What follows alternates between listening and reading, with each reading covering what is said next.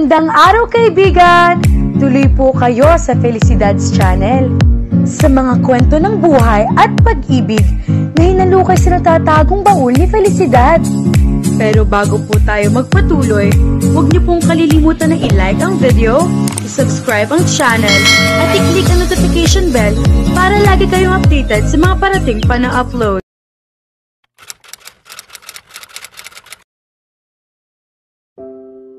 Lori naman, sorry na. Hindi ko talaga sinadya iyon. Anong magagawa ko? Nasanay na ako nandoon lang siya. Nakalimot ako. Sinasanay ko na kasing lagi siyang makakasama ng barkada. Yun ang isa sa mga, alam mo na, palpak sa simula. Hindi ko na talaga uulitin. Hiyang-hiya siya. Halatang na-offend si Marvin sa sinabi ni Bernard kanina. Bagaman batid niyang pinilit na lalaking huwag ipahalata iyon. Hindi naman siya laging binibiro ng mga ganoong biro ni Bernard kahit sila lang ng barkada ang magkakasama. At ginawa nito iyon ngayon kung kailan may manliligaw siyang kasama. Ikinagulat at ikinainis niya iyon. Iyon ang klase ng biro na dahilan kung bakit noon nagsisimula pa lang ang barkadahan nila sa office ay pinaghinalaan silang may relasyon ni Bernard. Kaya inisip ng mga itong itinatago lamang nila iyon. She had heard of that kind of friendship. Kissing friends ang tawag na iba roon. Mula nang manirahan siya sa Manila, marami na siyang nalaman na ginagawa ng mga kilalang magkaibigan para lang magpalipas ng pagkabagot. Hindi sila ganoon ni Bernard. Pero dahil masyado silang close sa isa't isa, inapag-isipan sila ng ganoon. Hindi iyon nakakahiya sa lalaki. Pero sa babae, lalo na kung probinsyanong tulad niya, iba ang dating niyon. Hindi siya ang klase ng babaeng kayang gawin ang ganoon. At batid niyang gumawa ng paraan si Bernard para matigil ang ganoong chismes tungkol sa kanila. Kung tama ang naaalala niya noon ito nagsimula makipag-flirt sa ibang babae. Nang tumagal, naging malinaw sa lahat na hindi sila kissing friends.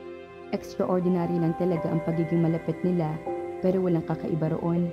Pero sa mga mata ni Marvin, alam niyang naisip nito iyon at alam niya naramdaman din iyon ni Bernard. Look, kung gusto mo, kakausapin ko si Marvin. Lilinawin ko sa kanyang biro lang talaga iyon at walang ibang ibig sabihin. Narinig niyang sabi nito mula sa labas ng pinto. Parang may spring na napabangon siya mula sa kama. Binuksan niya ang pinto at muntik na itong matumba dahil nakasandal pala ito roon.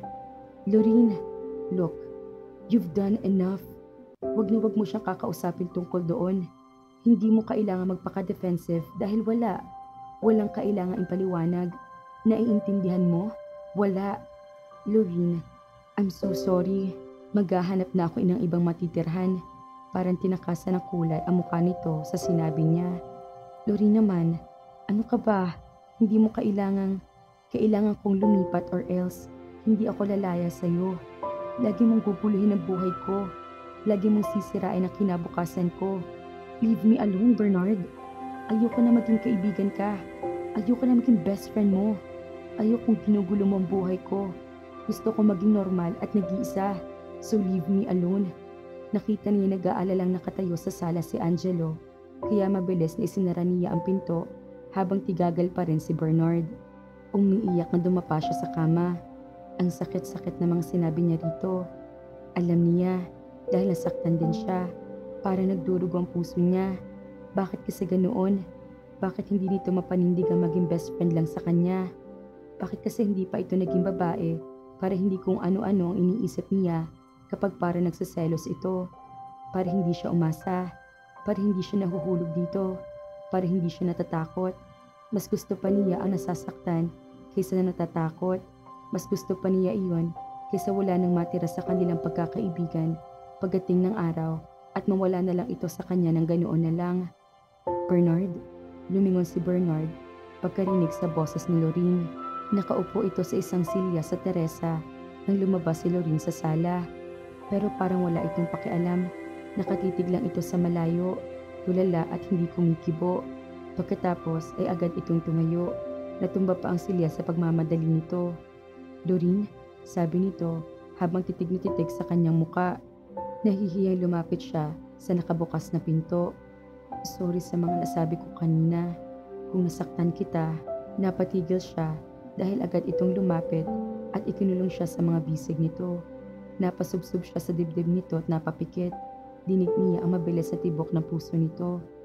I did not mean to hurt you or to make you mad at me. Tumango siya. Alam ko, you just can't help yourself. Sabay silang natawa. Nang mag-angat ito ng ulo, tumingala siya rito. Parehong luhaan ang kanilang mga mata. Narealize ko na ang totoo ang lahat ng mga sinabi mo kanina. Bumuntong hininga ito. Yung biro ko kagabi, up until I heard what you said, dinedenay ko sa sarili ko na sinadya ko para ipakita kay Marvin kung gaano tayo kalapit sa isa't isa, that I can get away with craps like that. Totoo nagsaselos ako sa kanya. Maniniwala ka ba kung sasabihin ko na gawa ko ang mga yun? Kasi natatakot ako mawala ka. Sanay kasi ako lang ang number 1 na lalaki sa iyo eh. Napatango siya. Hindi ka naman mapapalitan. Ikaw lagi ang magiging number 1 sa puso ko. Yumuko ito. Sasamahan kita maghanap ng apartment. Mas matatahimik ako kung sa isang condo unit ka rin lumipat. Yung mahigpit ang security, like this place. Yun lang ang hihilingin ko. Kung kailangan mo ng down payment, napatigil ito nang umiling siya. Tumiim ang mga bagang nito. Alright, sasamahan na lang kita maghanap. Samahan mo na lang ako maglipat. Umangat ang isang kilay nito. May nakita ka na? Tumango siya. May isang unit na available sa ibaba, sa West Wing. Sana wala pang kumukuha. Mag-i-inquire ako as soon as hindi na mukhang pindangga ang mukha ko. Nakangiting hinaplos nito ang namumugto niya mga mata. Hindi na kita pa iiyakin. Promise. Huwag ka nga mag-promise na hindi mo matutupad. Sabi niya. Pwera na lang kung iiyak ka dahil sa tuwa. Biro nito. Pero kakaibang tono nito. Para bang marubdob sa dibdib nitong sinabi nito. Na para hindi sa kanya kundi sa sarili nito, ipinapangako iyon. Sandali siya napatitig dito. Namalayan lang niya iyon nang asiwang lumabas mula sa kusina si Angelo. Halatang nakikinig ito at naghihintay lang ng pagkakataong lumabas para magpaalam. Nakabihis na kasi ito. Ngayong bating na kayo, pwede na ba akong umuwi? Natatawang kumala siya kay Bernard at lumapit sa nagkakamot sa batok na kapatid. Ito naman ang niyakap niya. Sorry, hindi naman kami ganoon mag-away, sabi niya rito. Ate, bulong nito. Bakit kasi hindi na lang kayong dalawa? Hindi kayo mahihirapan. Para na rin naman kayong magkasintahan eh. Gulat na napatingin siya rito.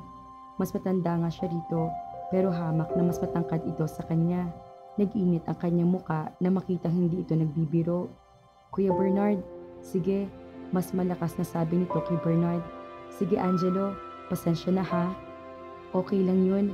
Ang mahalaga, solid pa rin kayo kahit anong mangyari. Maya-maya ay umalis na si Angelo. Nagawa ni Lorene ang makakalap ng sapat na halaga para ipang down payment sa rerentahang condo unit. Mas maliit iyon kaysa sa unit ni Bernard. Studio type lang.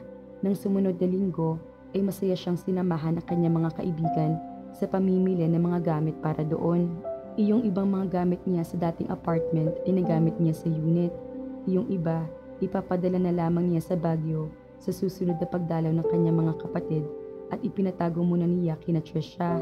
Malaki kasi ang bahay ng mga ito na minana ng mga ito mula sa lola nito. Tulong-tulong din sila sa pag-aayos sa bago niyang tirahan. Dumating si Marvin at nagdala ng merienda. Nang gabing iyon, doon sila lahat nag-dinner. Tumawag ang kanyang mga kapatid at pagkatapos niya makausap ang mga ito, sina Trisha at Angelo naman ang nagbabad sa telepono. Ibinaba lamang nito iyon noong oras na para magpaalam sa kanya ang lahat. Aakyat na ako sa taas. Don't forget to lock your doors. Bilin ni Bernard sa kanya. Sumimangot siya. Ano ka ba? Para hindi ko naranasang mamuhay mag-isa. Nagpapaalala lang po. Suplada. Tumingin ito kay Marvin na nasa likuran niya. Sige pare, mauna na ako. Oo pare, salamat. Inalok niya ng kape si Marvin nang makaalis na ang lahat. Agad ito nagpaunlak. Batid niyang ayaw pa nitong umalis. Sa terasa sila nagkape. Lorene? Yes? Kailan mo ko sasagutin? Tumingin siya rito. Nagmamadali ka ba? Umiti ito. Hindi naman sa ganoon. Natawa ito. Sabihin na nating sabik na ako maging kasintahan ka. Yung umaktong nobyo mo na talaga at maging number 1 sa puso mo. Sandali siya natigilan nang marinig ang mga salitang number 1. Napansin nito iyon. Nakakaunawa itong ngumiti. I understand. Handa ako maghintay. No problem. Itinutok nito ang mga mata sa labas. Napatitig siya rito. Marvin? Sagot nito. Huling bumaling sa kanya. Kumakabog ang dibdib niya. Will you kiss me? Ito naman ang natigilan. Naghintay siya sa gagawin nito. Inaabangan din niya sa sariling niya kung makadarama siya ng pagdadalawang isip. Tumayo ito at umupo sa tabi niya. Pagkatapos ay unti-unti nitong ibinaba ang ulo. Pumikit siya at naghintay. Nang lumapat ang mga labi nito sa kanya, nanatili naghihintay siya. She could feel nothing but the pressure of his lips, the thudding of her heart beneath her ribs. Saglit lang ay pinutol na nito ang halik. Dumilat siya. Nakatitig ito sa mukha niya. Naramdaman mo bang gusto mong maramdaman? Marahan na tanong nito. Tumikim siya. Ano ba dapat ang mararamdaman ko? Muli, marahan itong ngumiti. Hindi mo alam? Sabi nito. Dahil kung naramdaman mo, hindi ka sana magtatanong. Hindi niya alam kung anong sasabihin dito. Yumuko ito. Mahal mo siya, no? Mahinang tanong nito. Napalunok siya. Alam niyang ibig nitong sabihin. Hindi ko alam. Did he ever try to kiss you? Hindi. Gulat niyang sambit. I told you, hindi kami ganoon. Mapakla itong tumawa. Pero malapit na. Marvin, nakakaunawang tumango ito. Kapag kuwan, ay ngumiti ito sa kanya. Bakit kasi hindi ka agad noon? Bakit kasi natakot ako sa kanya? I really like you, Lorene. Pero sa tingin ko, hindi ako lalaki magpapaligaya sa'yo. Marvin, at least we'll be friends, right? Tanong nito. Hindi niya alam kung maiiyak siya o ano habang nakatitig siya rito. Napatungo na lang siya. Sabay silang tumayo. Niyakap siya nito. Maya-maya ay nagpaalam na ito. Mula sa teresa ng unit ni Bernard ay tanaw ang teresa ni Lorene kaya nakikita niya ang anuman nangyayari doon. Tumalikod siya sa nakita magkayakap na pareha at pumasok siya sa loob ng unit niya. Nahagip niya ang isang ceramic figurine at ibinato iyon sa sahig bago niya mapigilan ang sarili. Tumalbog iyon sa carpet at tumama sa dingding kaya nabasag iyon. Ilang sandali niyang tinitigan ang figurine. It was of an angel. Bigay iyon sa kanya ni Lorene noong lumipat siya sa unit na iyon. Sabi nito, babantayan siya ng angel kapag hindi siya nito nakikita. Hindi niya namalayang tumutuloy na pala mga luha niya. Parang batang napaupo siya sa rug sa gitna ng sala. Nakasabunot ang mga kamay sa buhok. He tried to get himself ready for anything. Pero hindi pa rin siya naging handa sa matinding sakit na nararamdaman niya ng mga sandaling iyon. It was unlike any he had ever felt. Mas masakit pa iyon kaysa sa sakit na naramdaman niya sa ginawa sa kanila ng pamilya ng kanyang ama. Pinatigas ng pangyayaring iyon ang kanyang puso at tuluyang itinakwil ang mga ito sa kanyang buhay. Kaya ba niya iyon? Kaya ba niyang itakwil sa kanyang buhay at sa kanyang alaala si Lorene? Mamamatay muna siya. Hindi niya alam kung paano siya nakapasok sa kwarto niya. Nang makarating siya sa banyo, he felt sick. He vomited on the sink. Pabagsak siyang nahiga sa kama. Parang lasingga yung wala naman siyang ininom na kahit anong may alkohol.